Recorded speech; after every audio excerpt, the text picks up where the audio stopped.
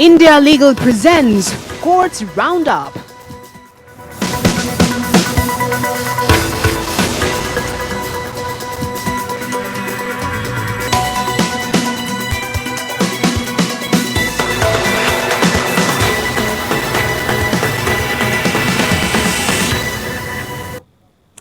नमस्कार, courts roundup में स्वागत है आपका और मैं हूं आपके साथ नेहा दुबे। इस बुलेटिन में अगले आधे घंटे आप कोर्ट से जुड़ी तमाम छोटी बड़ी खबरों से करवाएंगे रूबरू। कोर्ट की कार्रवाई और सुप्रीम कोर्ट से लेकर हाई कोर्ट और लोअर कोर्ट तक के फैसलों को रखेंगे आपके सामने। आगे बढ़ने से पहले एक नजर हेडलाइंस पर।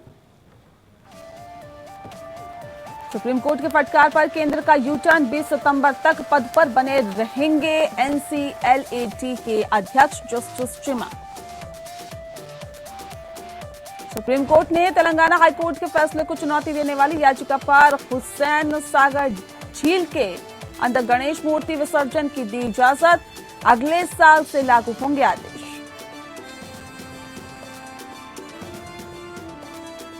दिल्ली पुलिस कमिश्नर राकेश अस्थाना नियुक्ति मामले में केंद्र सरकार ने किया जवाब दाखिल, कहा नियुक्ति में कानून का दुरुपयोग नहीं, प्रकाश सिंह दिशा निर्देशों का उल्लंघन भी नहीं।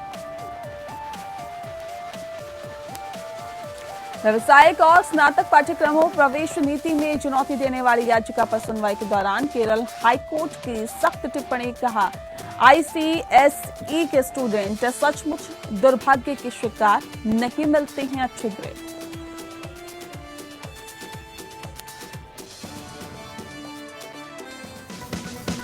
India Legal presents Courts Roundup.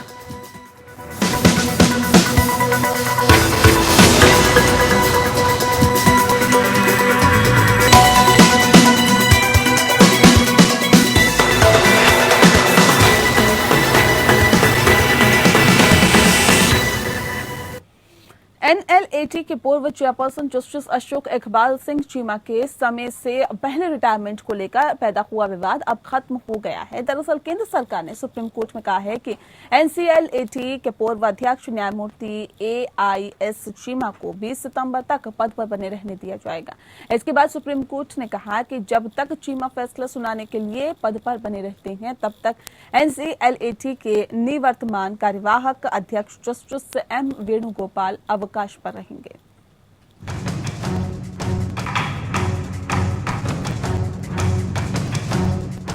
केंद्र सरकार ने सुप्रीम कोर्ट को सूचित किया कि वो राष्ट्रीय कंपनी कानून, अपीलीय न्यायाधिकरण या एनसीएलएटी के पूर्व कार्यकारी अध्यक्ष न्यायमूर्ति एआईएस चीमा को 20 सितंबर तक पद पर बने रहने की अनुमति देने के लिए सहमत हो गई है। जस्टिस चीमा 20 सितंबर को सेवानिवृत्त होने वाले थे। केंद्र ने उनकी सेवा में 10 दिन की कटौती की।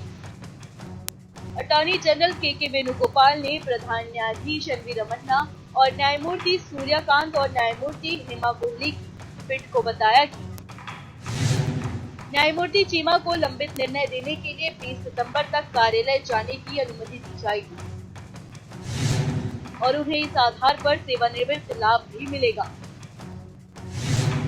अटॉर्नी जनरल ने कहा कि वर्तमान अध्यक्ष एम वेणुगोपाल को तब तक छुट्टी पर जाने के लिए कहा जाएगा।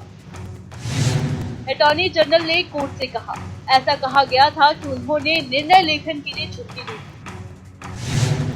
इसलिए हमने फैसला किया है कि उन्हें कार्यालय जाने और निर्णय सुनाने की अनुमति दी जाएगी। वर्तमान अध्यक्ष न्यायमूर्ति वेणुगोपाल को छुट्टी पर भेजा जाएगा। अदालत ने कहा, बयान स्वीकार किया जाता है और परिणामी आदेश पारित किए जाएंगे। वर्तमान अध्यक्ष 20 सितंबर तक छुट्टी पर रहेंगे। ये आदेश तथ्य और परिस्थितियों के संदर्भ में। अदालत 20 सितंबर को समाप्त होने वाली एनसीएलएटी के न्यायिक सदस्य के रूप में अपना कार्यकाल को 10 दिन कम करने के सरकार के फैसले के खिलाफ न्यायमूर्ति चीमा की याचिका पर सुनवाई करती है। जब गुरुवार को मामले की सुनवाई की गई तो केंद्र सरकार की ओर से पेश अटॉर्नी जनरल के वेणुगोपाल ने शुरू में कहा कि न्यायमूर्ति चीमा को 20 सितंबर तक कागज पर पद पर बने रहने की अनुमति दी जाएगी और उन्हें परिणामी सेवानिवृत्त लाभ प्राप्त होगी। हालांकि उन्हें ऑफिस नहीं जाने दिया जाएगा। चीमा के वकील वरिष्ठ अधिवक्ता अरविंद दातार ने कहा कि उन्हें सितंबर तक लंबित निर्णय देने की अनुमति दी जानी चाहिए। सीजेआई रमन्ना ने भी सहमति व्यक्त की। सुप्रीम कोर्ट ने 14 जुलाई को ट्रिब्यूनल रिफॉर्म्स अध्यादेश 2021 द्वारा संशोधित वित्त अधिनियम 2017 की नई सम्मिलित धारा 184 को इस हद तक रद्द कर दिया था कि इसमें सदस्य और अध्यक्ष के कार्यकाल को 4 साल तक तय किया गया था। शीर्ष अदालत ने फैसला सुनाया था कि वित्त अधिनियम की धारा 184 की 11 जो सदस्यों के लिए 4 साल का कार्यकाल निर्धारित करती है वह शक्तियों के पृथक्करण, न्यायपालिका की स्वतंत्रता, कानून के शासन और संविधान के अनुच्छेद 14 के सिद्धांतों के विपरीत है। रिपोर्ट। सुप्रीम कोर्ट ने तेलंगाना हाई कोर्ट के फैसले को चुनौती देने वाली याचिका पर सुनवाई करते हुए एस्ता हुसैन सागर झील में मूर्ति विसर्जन की इजाजत दे दी है। कोर्ट ने हुसैन सागर झील में मूर्तियों को विसर्जित करने के लिए हाई कोर्ट द्वारा जारी दिशा निर्देशों को अगले साल से लागू किए जाने का आदेश दिया है। सुप्रीम कोर्ट ने यह भी कहा कि मूर्तियों को विसर्जन के बाद क्रेन से तत्काल हटा दिया जाएगा और ठोस कचरे वाले स्थान को को स्थानांतरित कर दिया जाए।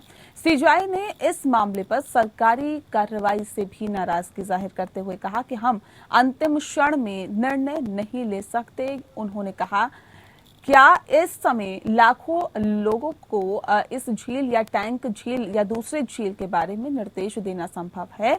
सीजेआई ने यह भी कहा कि मैं भी हुसैन सागर झील के प्रदूषण के बारे में जानता हूं। वहां पीने के पानी की समस्या है और झील को सुंदर बनाने और उसे बनाए रखने में काफी ज्यादा समस्याएं भी है।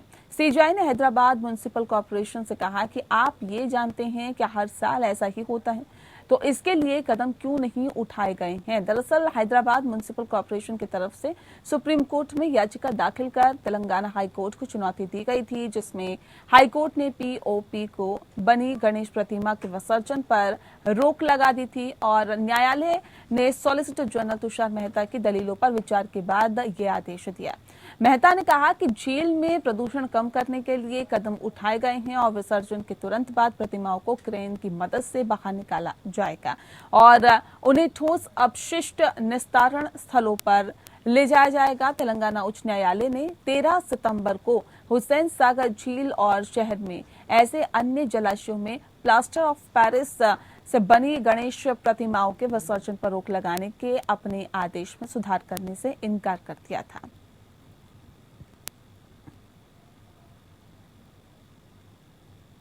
विवेक सिंह चंदेल इस पूरी खबर पर ज्यादा जानकारी के साथ संवाददाता फोन लाइन पर जुड़ गए हैं। विवेक, सुप्रीम कोर्ट ने किस आधार पर हुसैन सागर झील में मूर्ति विसर्जन की मंजूरी दी है, विस्तार से बताएं। जो सुप्रीम कोर्ट है उसका एक मोटिव सिर्फ इतना था कि 11th आवर जब मतलब अब ये उत्सव होने वाला है और उसमें विसर्जन की बात आई, ऐसे समय में जहाँ पे इतनी बड़ी तादाद में लोग इकट्ठा होंगे और इतना बड़ा विसर्जन का कार्यक्रम होगा अलग अलग झीलों में, तो ऐसे समय में इस पर रोक लगा देना एक बड़ी समस्या होगी। क्योंकि सीजेआई ने साफ साफ कहा कि मैं भी तेलंगाना की स्थिति को जानता हूँ, साहिल से की बात जानता हूँ, वहाँ प्रदूषण होता है और निपटने के लिए तमाम चीजें की जाती है, लेकिन सरकार का जो रवैया है वो बिल्कुल संतोषजनक नहीं है। क्योंकि यहाँ पे और जब इसे समझता है तो हैदराबाद जो तेलंगाना म्युनिसिपल कॉर्पोरेशन है उसको इसके लिए तैयारी करनी थी जो उसने नहीं की। और ऐसे समय में आप हमारे पास आते हैं और ये कहते हैं कि इसको विसर्जन पर जो लगाई गई हाई कोर्ट की उस पर हम उसको रद्द कर दें, तो ये संभव नहीं है। लेकिन हाँ, आपको इस साल के लिए अनुमति दी जा रही कि इस साल इसको फौरी तौर पर कर लिया जाए, लेकिन उसके लिए कुछ चीजें जरूर कहीं की, जैसे ही एसजी ने भी कह दिया कि जब विसर्जन होगा उसके बाद तुरंत हम उनको वहां से निकाल लेंगे।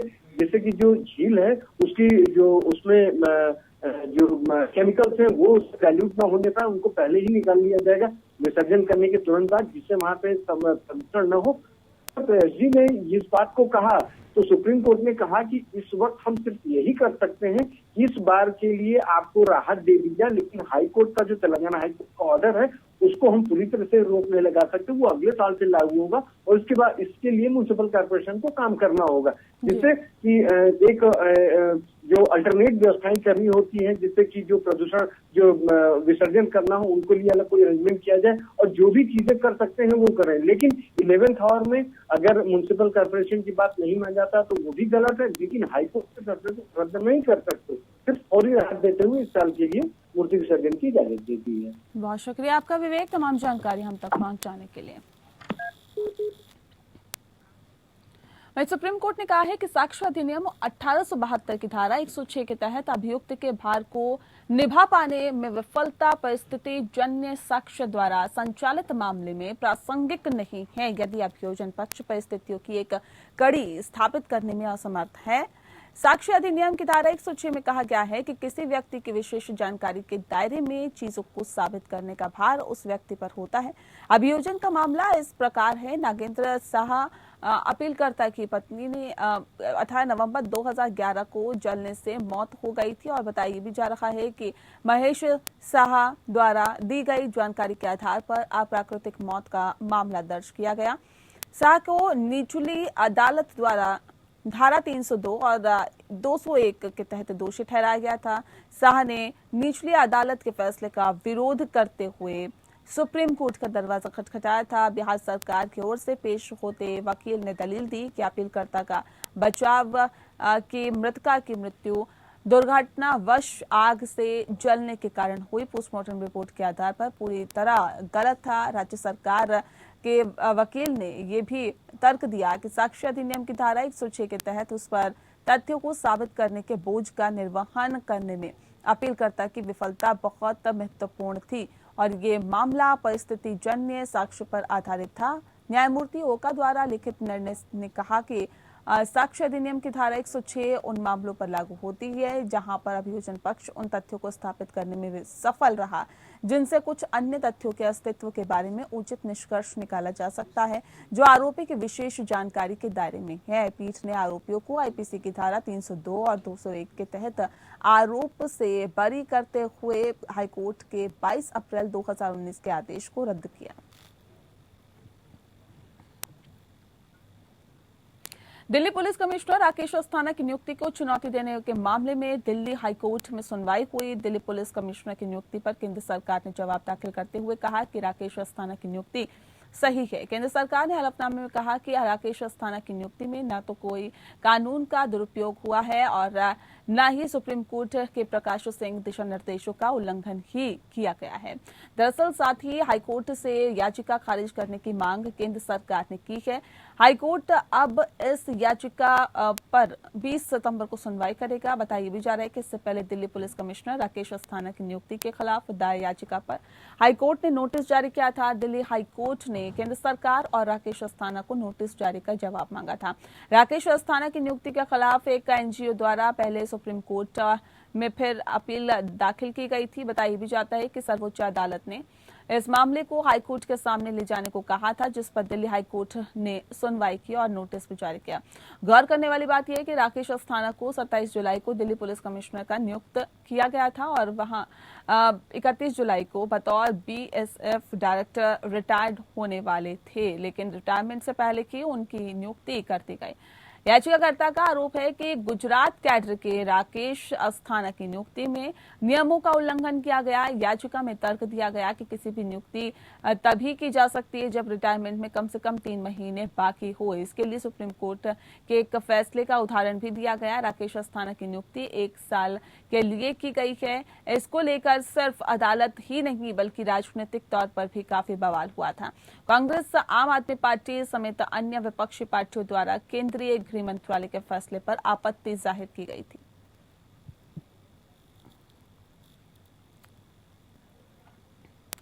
वहीं दिल्ली उच्च न्यायालय ने महाराष्ट्र के पूर्व गृह मंत्री अनिल देशमुख के खिलाफ चल रही जांच से संबंधित कथित दस्तावेज लीक मामले में एक आरोपी एसआई अभिषेक तिवारी की जमानत याचिका पर गुरुवार को सीबीआई से जवाब मांगा है। इस मामले में जस्टिस योगेश खन्ना ने नोटिस जारी किया है। तिवारी और वकील आनंद डागा को सीबीआई ने जांच से जुड़े दस्तावेजों को लीक करने के अंदर शामिल होने के आरोप में गिरफ्तार किया था। दरअसल सीबीआई ने आरोप लगाया कि ये अवैध रिश्वत के बदले में किया गया था। उन्हें 6 सितंबर को दिल्ली में एक विशेष सीबीआई अदालत ने न्यायिक हिरासत में भेज दिया था। बाद में विशेष अदालत ने तिवारी और डागा द्वारा दायर जमानत याचिकाओं को भी खारिज कर दिया। उच्च न्यायालय के समक्ष तिवारी ने तर्क दिया कि उन्हें बिना किसी कारण बताओ नोटिस या सुनवाई के अवैध रूप से सेवा से बर्खास्त कर दिया गया था। पिछले हफ्ते उच्च न्यायालय ने डागा द्वारा दायर जमानत याचिका पर सीबीआई से जवाब मांगा था।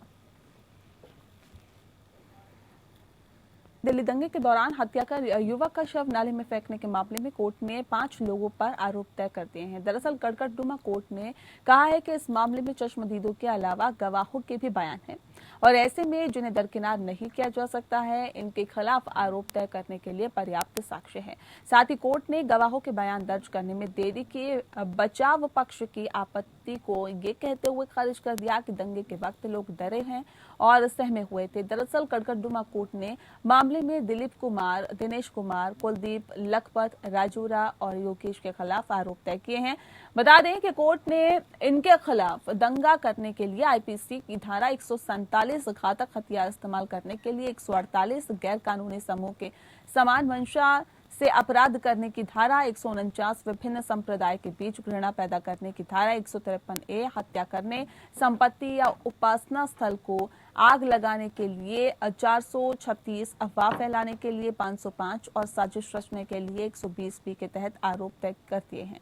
दरअसल पिछले साल फरवरी में दंगे के बाद करावल नगर इलाके में शिव विहार में गंदे नाले के अंदर एक युवक का शव मिला था, जिस युवक की पहचान बिजनौर निवासी आताफ के रूप में हुई थी। जांच के दौरान क्राइम ब्रांच को पता चला कि आताफ शिव विहार 33 फुटा रोड स्थित देवी नगर गली नंबर 2 में एक फैक्ट्री में काम करता था, जिसकी दंगा में हत्या कर दी गई थी।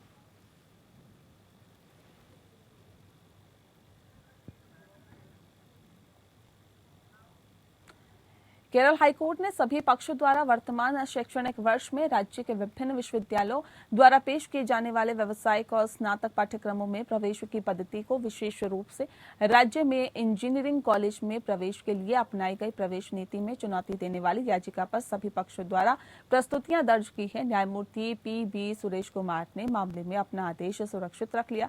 आदेश के लिए मामले की सुनवाई की जाएगी। हालांकि विस्तृत कार्रवाई के दौरान कोर्ट ने आईसीएसई के छात्रों की दशा के प्रति सहानुभूति व्यक्त की है, जो 12वीं कक्षा में उनके प्रदर्शन के आधार पर पेशेवर कॉलेजेस में सीमित सीटों के लिए प्रतिस्पर्धा कर रहे हैं। उन्हें बताया गया है कि आईसीएसई बोर्ड द्वारा अपनाई गई अपनी कठोर ग्रेडिंग प्रणाली के अलोकप्रिय मॉडरेशन नीति के कारण कई छात्रों के अंक और कम हो गए हैं। याचिका पर सुनवाई करते हुए कोर्ट ने कहा कि आईसीएसई के छात्र वास्तव में दुर्भाग्य के शिकार है। माता पिता अपने बच्चों को आईसीएसई स्कूलों में क्यों भेजते हैं, ये जानते हुए भी कि उन्हें अच्छी तरह से ग्रेड नहीं दिया जाएगा।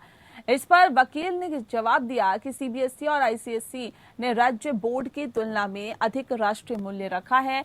कोर्ट इस सबमिशन से आश्वस्त नहीं है, ये देखते हुए कि राज्य में पहले से ही एक नीति थी जहां इंजीनियरिंग कॉलेजेस में प्रवेश क्रमशः 12वीं बोर्ड परीक्षा और प्रवेश परीक्षा में प्राप्त अंकों के बराबर महत्व देता है। कोर्ट ने कहा तो क्या उन्हें स्कूल सीबीएसई स्कूलों में नहीं भेजना चाहिए? मुझे लगता है कि सीबीएसई आईसीएसई योजना की तुलना में अधिक उदार है। हो सकता है कि इससे अत्यंत अध्ययनशील छात्रों को कोई फर्क ना पड़े, लेकिन उदारवादी छात्र मुसीबत में फंस जाते हैं। उन्हें इस नीति से सबसे अधिक नुकसान होता है। मुझे समझ में नहीं आता कि आईसीएसई के छात्रों को सीबीएसई के छात्रों पर क्या फायदा है, और ऐसे में खासकर राज्य में जहां पर 12वीं बोर्ड परीक्षाओं में दिए गए 50% अंक पेशेवर पाठ्यक्रम के लिए सीट की पेशकश करने का मौका तय करते हैं। हालांकि बेंच ने आईसीएसई बोर्ड के तहत पढ़ाने के संभावित लाभों पर भी अध्ययन दिया है।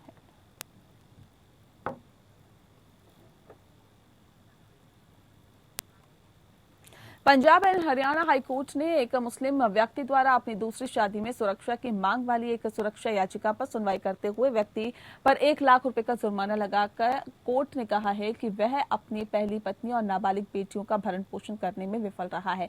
एकल न्यायाधीश ने जीवन की सुरक्षा के मुद्दे पर निर्णय किए बिना ही याचिका खारिज कर दी है। हालांकि इस आदेश की अपील में उच्च न्यायालय की खंडपीठ ने मलेरकोटला के वरिष्ठ अधीक्षक सुरक्षा के लिए प्रतिनिधित्व पर विचार करने का निर्देश जारी करके उसे सुरक्षा प्रदान किया है। दरअसल न्यायमूर्ति अरविंद सिंह सांगवान की खंडपीठ ने कहा कि वह व्यक्ति अपनी दूसरी शादी में सुरक्षा की मांग कर रहा था।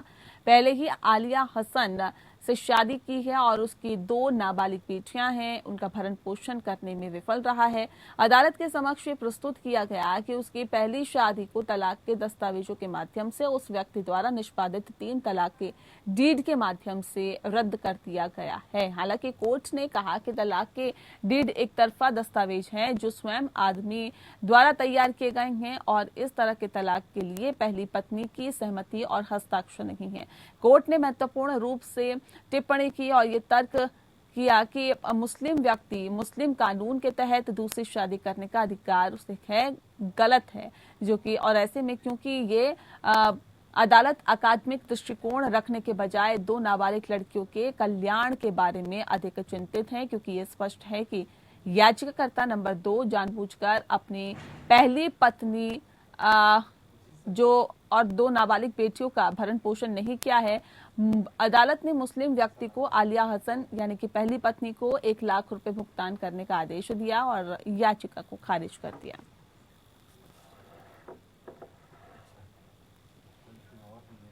बॉम्बे हाईकोर्ट ने मुंबई के पूर्व पुलिस कमिश्नर परमवीर सिंह द्वारा दायर याचिका को खारिज कर दिया, जिसमें महाराष्ट्र सरकार द्वारा उनके खिलाफ शुरू की गई 2 प्रारंभिक जांच को चुनौती दी गई थी। जस्टिस एस शिंदे और जस्टिस NJ जमादार के पीठ ने कहा कि याचिका उच्च न्यायालय के समक्ष सुनवाई योग्य नहीं थी और सिंह को उचित मंच से संपर्क करने का निर्देश दिया, जो तब उच्च न्यायालय के मौजूदा आदेश पर पूर्वाग्रह के बिना मामले का फैसला करेगा। सिंह ने कर्तव्य में लापरवाही, कदाचार और भ्रष्टाचार के आरोपों को लेकर महाराष्ट्र सरकार द्वारा उनके खिलाफ शुरू की गई प्रारंभिक जांच को चुनौती दी। अधिवक्ता अजय भीसे के माध्यम से दायर याचिका में सिंह ने दावा किया कि जांच पूर्वाग्रह मंत्री अनिल देशमुख के खिलाफ केंद्रीय जांच ब्यूरो CBI द्वारा जांच को विफल करने का एक प्रयास था।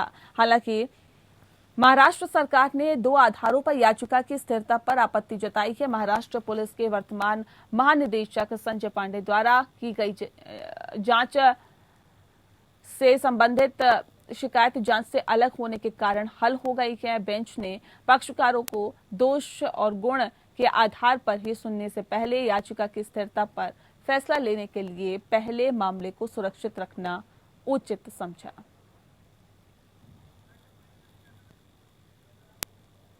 और चलिए इसी के साथ फिलहाल इस बुलेटिन में इतना ही। नमस्कार। India Legal presents Courts Roundup.